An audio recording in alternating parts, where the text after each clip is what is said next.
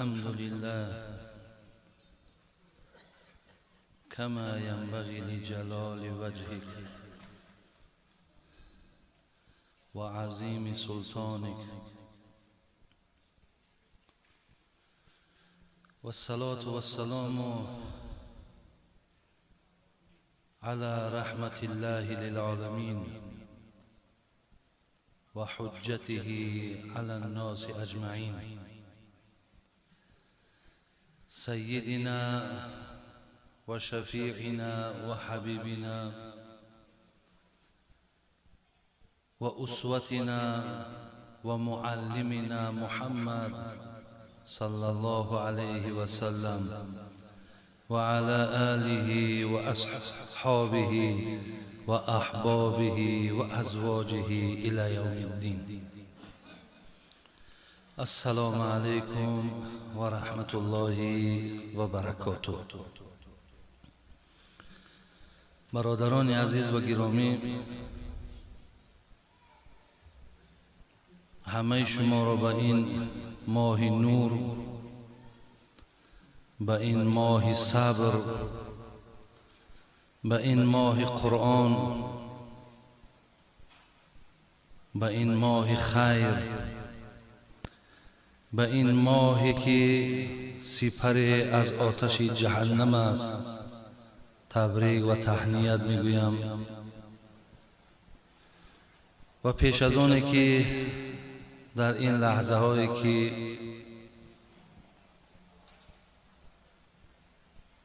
برای پند و نصیحت جدا شده است، میخواستم ماه که ماه اجابت دعاست، قبلا یک جایه دعا کنیم و بعدا ان شاء الله برای شما صحبتی داشته باشیم. اللهم اغفر لنا وللمؤمنین والمؤمنات والمسلمین والمسلمات وألف بين قلوبهم وأصلح ذات بينهم وانصرهم على عدوك وعدوهم. خداوندا، گناهان ما بندگانت را، چه از مردهای مسلمان چه از زنهای مسلمان، اشتباههای ما را، خطاهای ما را با فضل کرمت بخشیده بگردان. و خدایا، در دلهای همه ما بندگان مؤمن و مسلمانت محبت را، الفت را، یکدیگر فهمی را بر دوام نگه بدار. الله مهربان رابطه بین جمیع مسلمان ها را نیک و خوب بگردان. الله مهربان مسلمان ها را نصرت بده تا همیشه پیروز بر بالای دشمنان تو باشند و پیروز بر دشمنهایی که بر مسلمان دشمنند پیروزی بالای آنها داشته باشند. اللهم یا رب جبرائیل و اسرافیل و میکائیل و جبرائیل فاطر السماوات والارض عالم الغیب والشهاده نسألك الجنه و نعوذ بك من النار. ای خدای جبرائیل و اسرافیل، ای خدای میکائیل و عزرائیل، ای خدایی که سازنده زمین و آسمانی، ای خدایی که داننده علم آشکار و پنهانی، ما را یکایک ما را داخل جنت جاودانیت بگردان و ما را از آتش خار کننده جهنم نگه بدار. اللهم انا نعوذ بك من یوم سوء و من لیلة سوء و من ساعة سوء و من صاحب سوء و من جار سوء. خدای به سوی تو پناه طلب میکنیم از ساعتی بعد، از روزی بعد، از شبی بعد، از همسایه بعد، از رفیق بعد، و سوی تو خدای پناه طلب میکنیم. ربنا تقبل منا إنك أنت السميع العليم وتب علينا إنك أنت التواب الرحيم يا أرحم الراحمين. برادران عزیز و گرامی،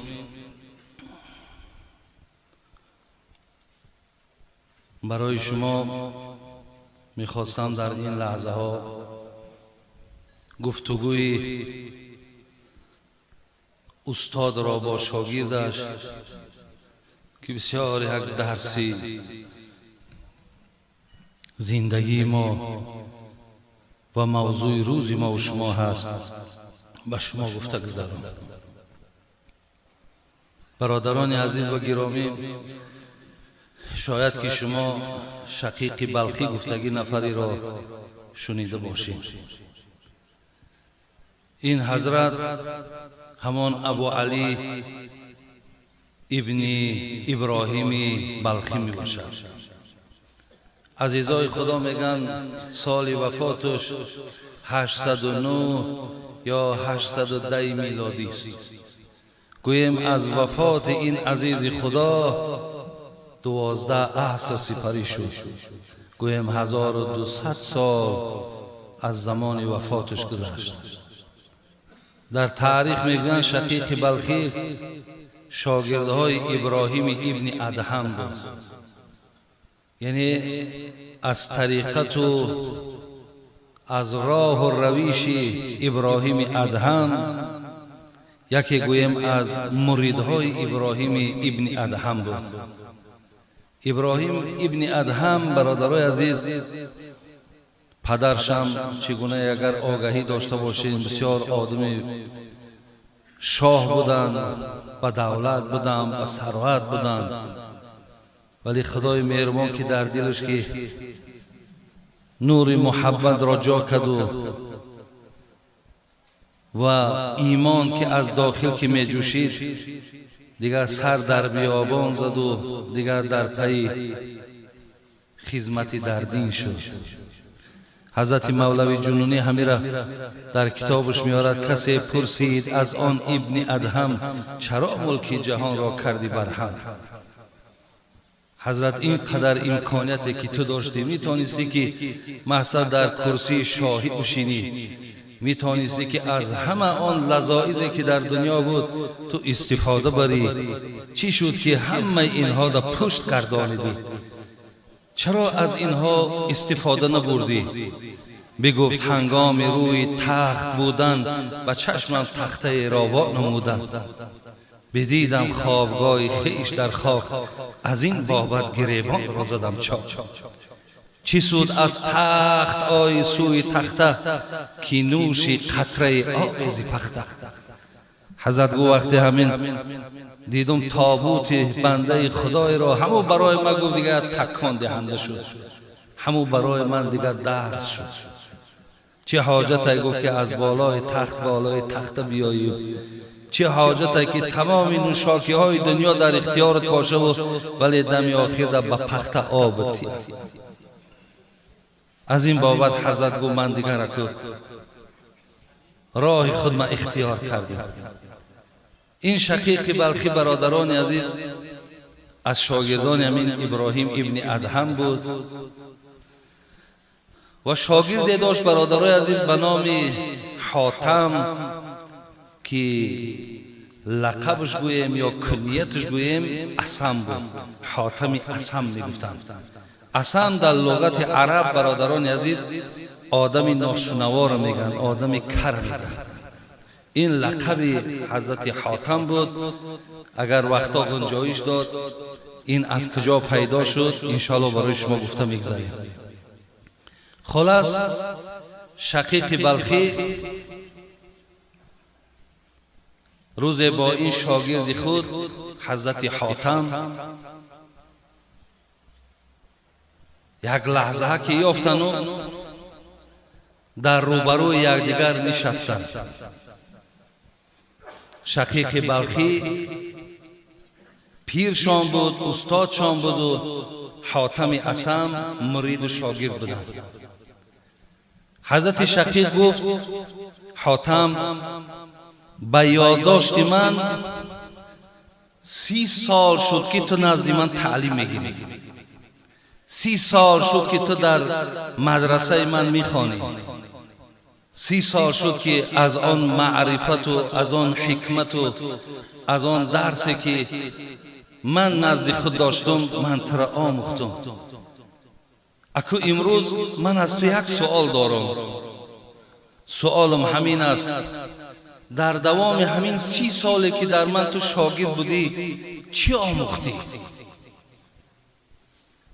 برادران عزیز و گرامی، حضرت حاتمم خداوند رحمت کند اینها را که نامهای اینها در تاریخ دین به آب طلا نویسانده شده است.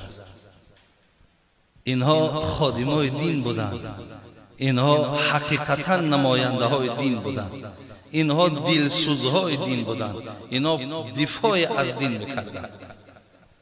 در برابر استادشان گفتند حضرت حقیقتا شما درست قید کردین، من 30 سال شد در نزد شما تعلیم میگیرم، علم میآموزم. عزیزای خدا میگن علم اگر اندک بود خارش مدار، چون که علم دارد قدری به شما. من در دوام همین 30 سال خواندم، پایه حیات خودم را، پایه زندگی خودم را در 6 چیز قرار دادم. برادران عزیز خیلی با دقت باشید. این 6 چیزی که حضرت حاتم در دوام 30 سال از این استاد خود حضرت شقیق، که این شقیق مرید اگر حضرت ابراهیم ابن ادهم هم که باشد، با شاگردهای حضرت امام ابو یوسف بودند. شما تصور کنید که امام ابو یوسف شاگرد امام ابو حنیفه بودند. امام ابو حنیفه یگانه صاحب مذهب هست که از مدرسه و تعلیمات او از بین شاگردای او 40 قاضی بیرون شدگی است. 40 قاضی، یکی از آن قاضی ها همین امام ابو یوسف است و شقیق بلخی هم شاگردی قاضی امام ابو یوسف بودند. گوییم خیلی آدم الکه از همه جهت کامل بودند. حاتمی از هم گفتند حیات خودم را، زندگی خودم را خب در همین پایه 6 چیز قرار دادم. ای کاش برادران عزیز حاضر ما با دلی با گوش‌های قلمان گوش اندازیم تا از این 6 چیزی که این بنده خدا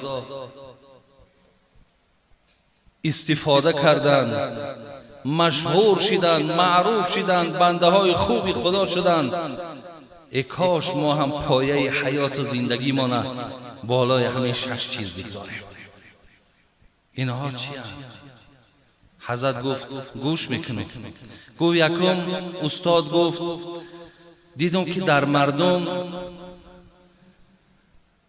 در نسبت رزاق بودن و رازق بودن خداوند شک و شبهه هست. یعنی در نسبت رزاق بودن خداوند مردم نه باوری تام و کامل دارند و مردم آمدن رزق را از نزد خداوندم با پررگی قبول نکردند و در دل مردم یک ترس در همین نسبت وجود دارد. بازم همین مال دارند، ثروت دارند، ولی بسیار ممسکند، بخیلند. من گفت استاد با سوره مبارکه هود آیت 6 و ما من دابة فی الارض الا علی الله رزقها و یعلم مستقرها و مستودعها کل فی کتاب مبین، با همین آیت توکل کردم، با این تکیه کردم تا از زمره این انسان ها نباشم. حضرت شقیق گفتند آفرین، گفتند آفرین. برادران عزیز، من برای آنکه دویم آن چیزی را که حضرت حاتم گفتند، من میخواهم در گرد یعنی کمتر برای شما معلوماتیام تا که شما با پررگی این حضرت ها که اکو پایه زندگی شما گذاشتند، از روی این پایه خانه قبرشان هم آباد کردند. پس ما باید هر یک زینه اینا کمترک روشنتر، ساده‌تر، تا که از همین آمدگی منم ماها برادران عزیز استفاده خوب از روزگار این عزیزای خدا بگیریم. امروز هم برادران عزیز و گرامی در مسئله ریسک و روزی بسیاری از ما ترس داریم. ما از همان صفتی که الله رزاق است تا حال با پررگی توکل نداریم، با پررگی معلومات هم نداریم. بین آیت قرآن چی میگه؟ و آیتی که حاتم اصلا تکیه کردن، و ما من دابت فی الارض الا علی الله رزقها.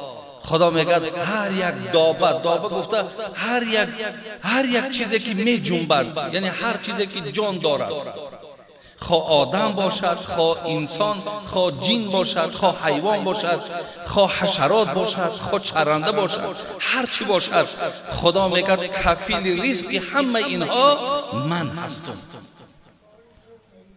و یعلم مستقرها و مستودعها. الله میگه حتی من علمم تا آن حدی هست که شما در کجا برای خودتان جای زیست و زندگی انتخاب میکنین، حتی من پارچه زمینم میدانم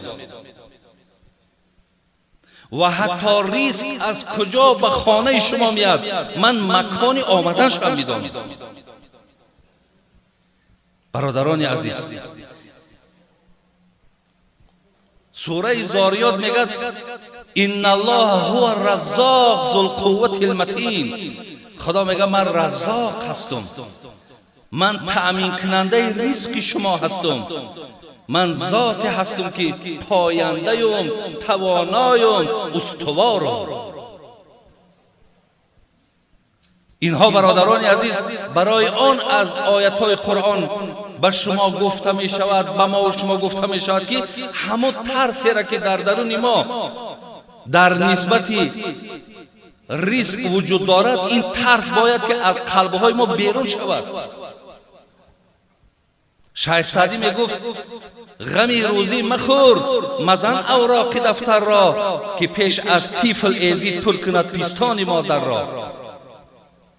آلی طفل نه آمده می گفت پیستانای مادر پری شیر منتظرت است که کی مقصد گه عادی کده کلتا بیرون بکنی و دهانتا در سینه مادر میگذاری. آلی نه آمده الک سینه مادر پر از شیره.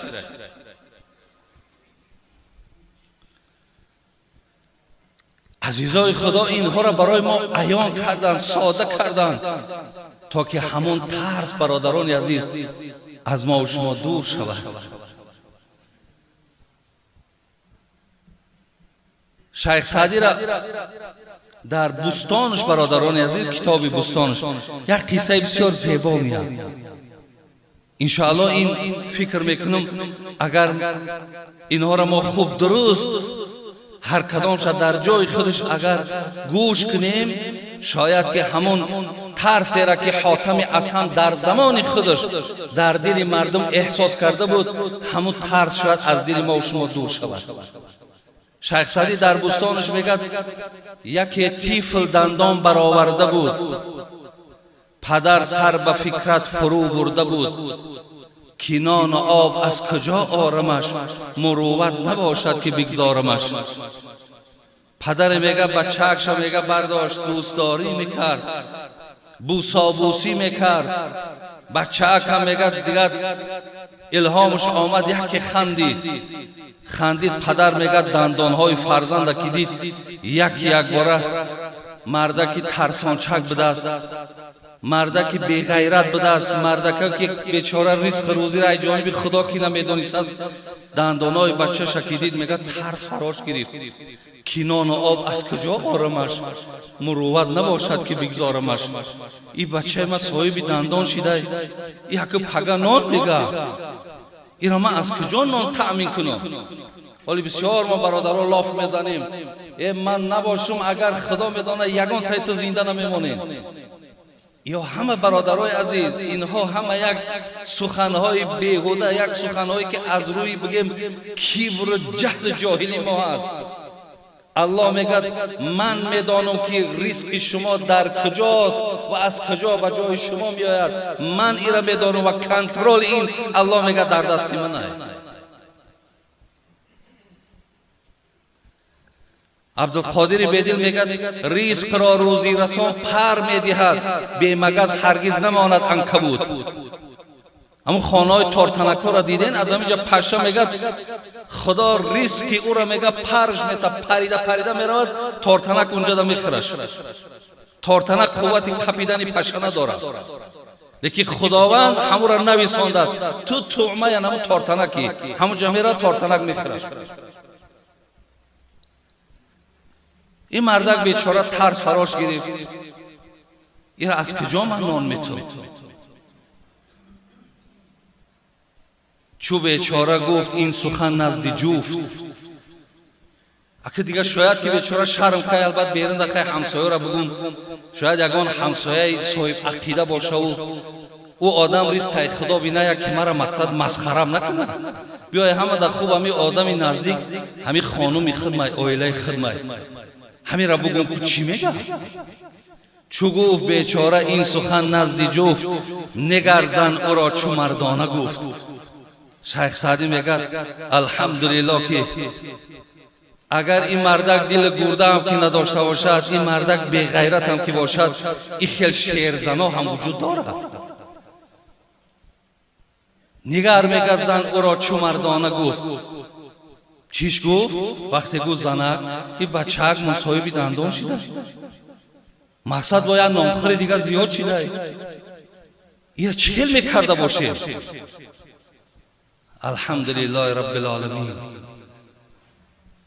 занабин махӯр ҳавли иблис то ҷон диҳад.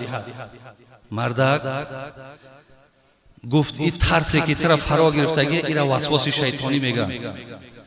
махӯр ҳавли иблис то ҷон диҳад, ҳамон ки дандон диҳад он нон диҳад. ҳамун зоте ки ира дандонша додай, ӯ аллакай ризқу рӯзиро муайян кардааст. тавоност он худованди рӯз ки рӯзӣ расонад, ту чандин масӯз.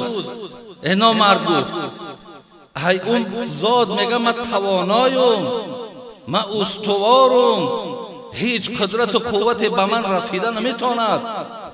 ту иқа насӯз, ту иқа ғамгин наша. худо мега ман худам таъминаш мекунам.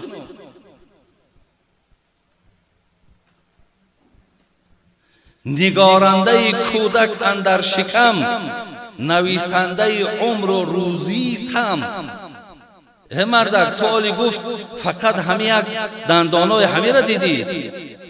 ту и парвардигоре ки и сурати фарзанди тара дар батни ман кашид, дар инҷа ира суратсозӣ кард, дар ҳами дохил нависандаи умру рӯзиам ҳаст, умршам муайян кардааст. ин худованд ҳамин худованди тавоност. ту чӣ қадар месӯзӣ? ту чӣ қадар фикр мекунӣ?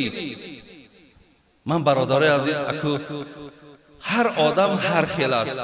ман вақте ҳам болои китоб мешинам, бо китоб аниси кунҷи танҳоӣ китоб аст, вақте ба китоб сар кор мегирам, дар зеҳнам ҳар хел ҳар чизои хондагӣ пештарум ё ҳар хел суханҳои дар зеҳнам давр мегардад. мисле ки дар зани ҳамин мардак ман қоил шидам. гуфтам бибин, дар ҳар хонае агар ҳамхели шерзан бошад, баъзе ҳамин мардакҳое ки ақидаи мустаҳкам надоранд, ҳамун ризқи ай кисаи худаш мебинад ё таъна мезанад хонаводаро ки оли маем дар иҷа ва ило худо медонад шумо чӣ мешед. ҳамин хел шерзано агар бошанд, бародарои азиз, иншоалло ҷомеаи мо чӣ ҷомеаи зебо шавад. медонед хонаводаҳои мо чӣ хонаводаҳои зебову хуб шавад.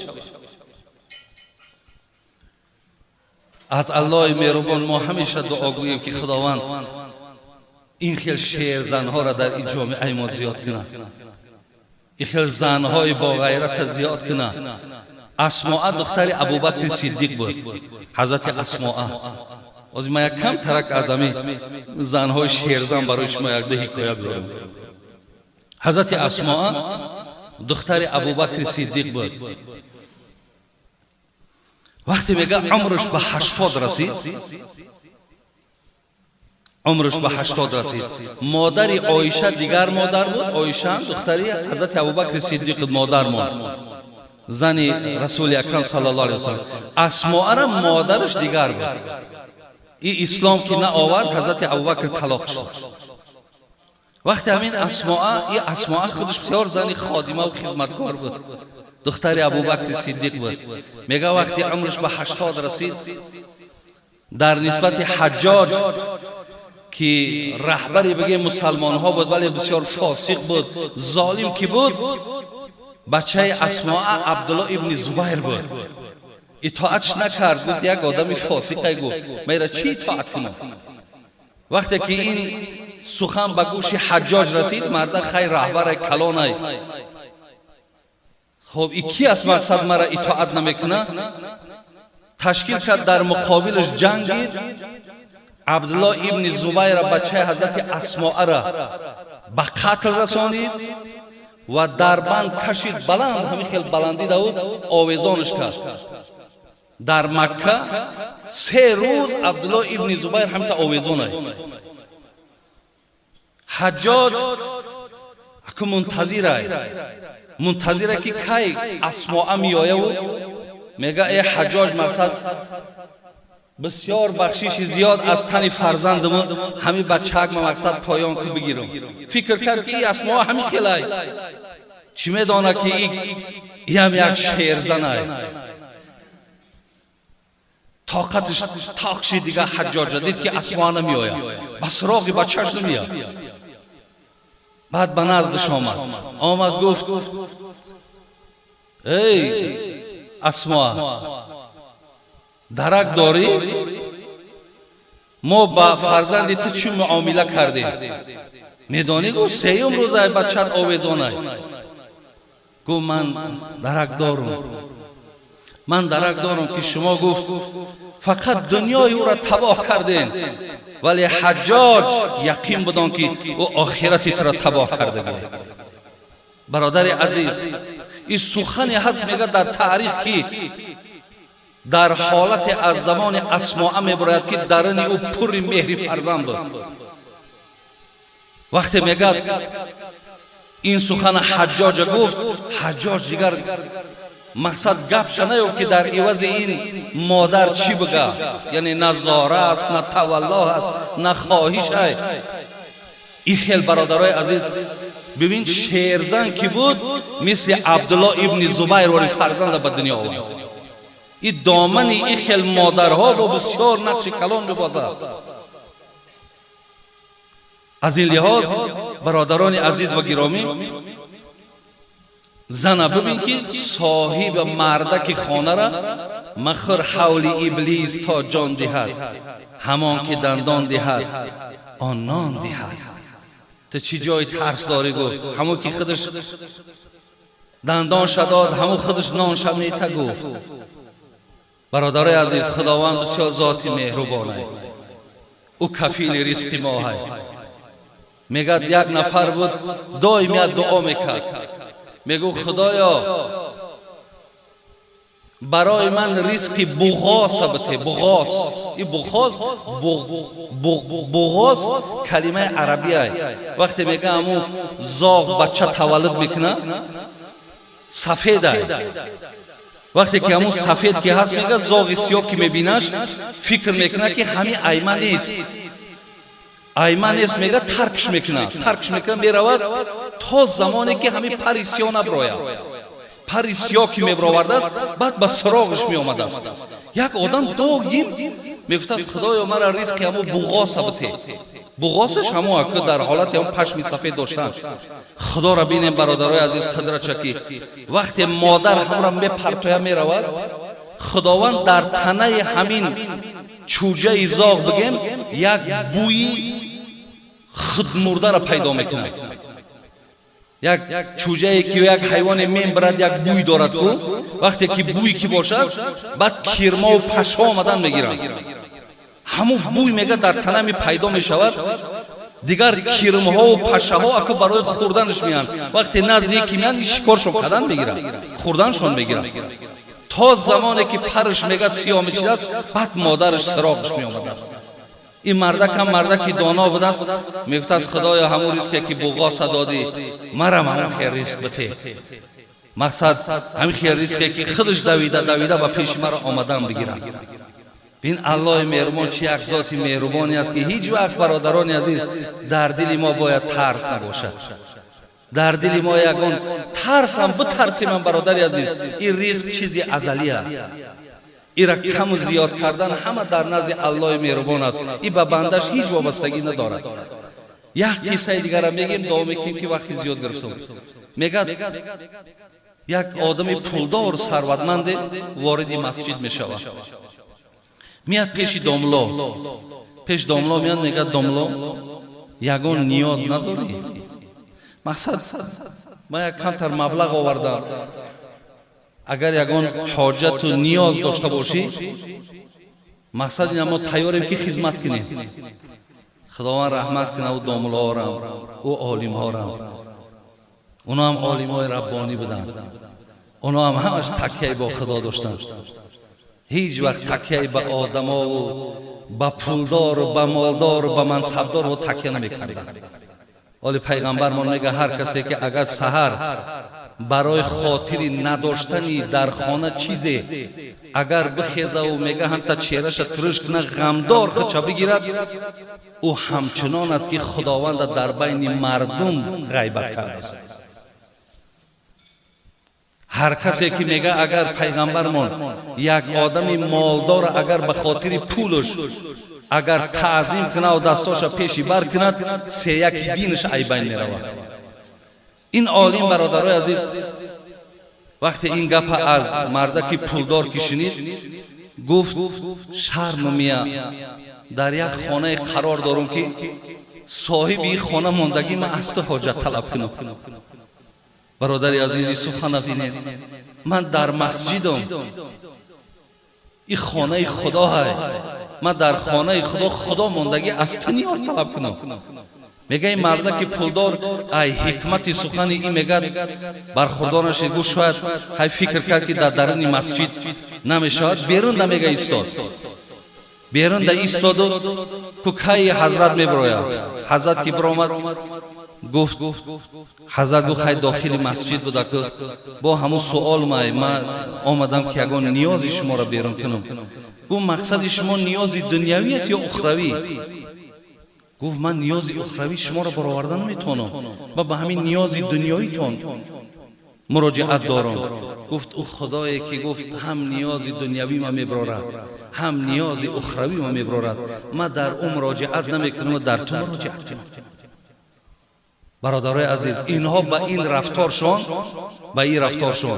هم شرف و آبروی اهل علم قپیدن، هم عزت دین نگه داشتن.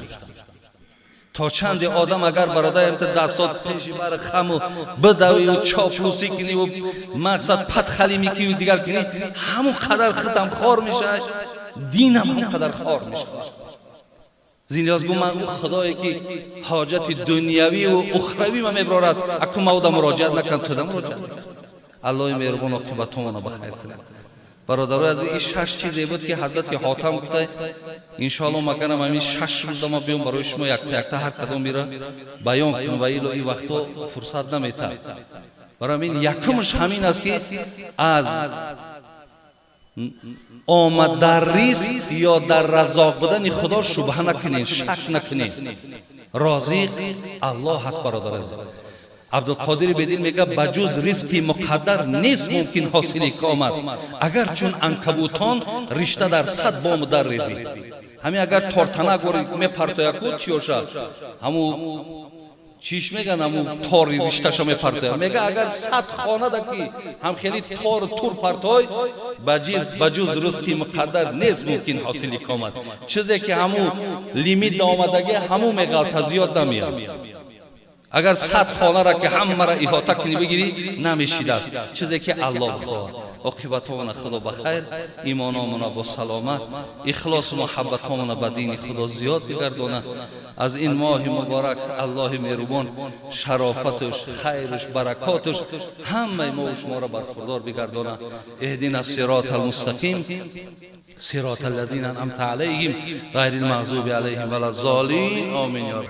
حضرت عقبه ابن عامر یک صحابه پیغمبرمون ای حضرت پرسید که حضرت مرا یک دلالت نمیکنی به یک عملی که میخواهم که هم خیر دنیا بیابم هم خیر آخرت بیابم میخواهم که عزت هم دنیا داشته باشم هم آخرت حضرت گفتند که امسک علیک لسانک وابکی علی خطیئتک ولیسعک بیتک این حضرت امام ترمذی در کتابش میاره گفت برای آن که تو اگر خیر دنیا و آخرت بیابی تو اگر شرف دنیا و آخرت بیابی عقبه پایبند 3 چیز شو همیشه با زبانت سخنی رو بگو که در او راضی خدا باشه 2 هر خطا و کمبود و لغزشی که تا امروز کردی برای اونها آب دیده کن برای اونها گریه کن 3 در خاندان نظام اسلامی را جاری کن یعنی خاندان تو باید همش اهل نماز باشند خاندان تو باید همش اهل روزه باشند خاندان تو باید همش قرآن خوان باشند یعنی خاندان آدم مسلمان باید بوی دین کند باید بوی قرآن کند عقبه گفت پایبند این 3 چیز شو تا همون خیر دنیا و آخرت میابی خداوند برای ما و شما توفیقی نه بر همه ما و شما نصیب گرداند آمین یا رب.